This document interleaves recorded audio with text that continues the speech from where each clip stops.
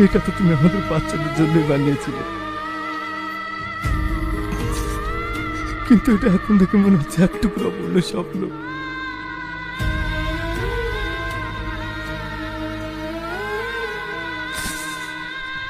এই ঘরের প্রত্যেকটা কোনায় তোমার স্মৃতি লুকিয়ে আছে।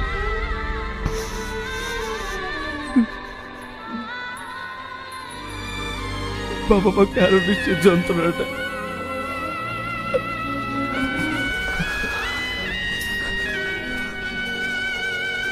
কি ব্যাপার আপনি?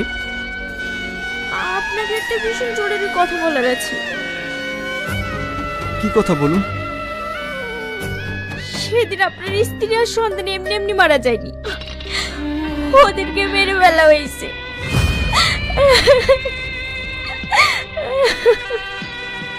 কি? এটা আপনি কি বলছেন? হ্যাঁ, আমি ঠিকই বলছি। সেদিন ওটিতে নিয়ে যাওয়ার পর তার অনেক টাকা। আর তুই কি করে ভাবলি তোর মতো একটা সামান্য নার্সকে আমি বিয়ে করবো?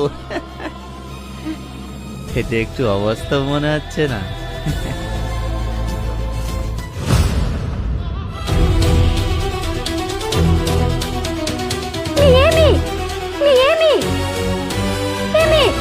কথা বলো, কথা বলো, তাকাও।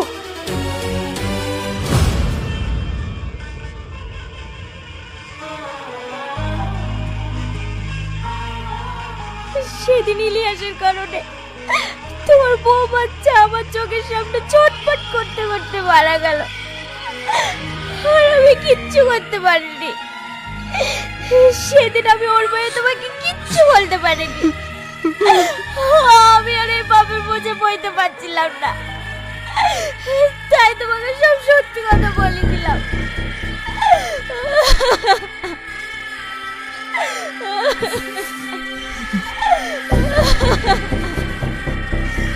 ইলিয়াস আপনি কোথায়? আজকে ওর বিয়ে।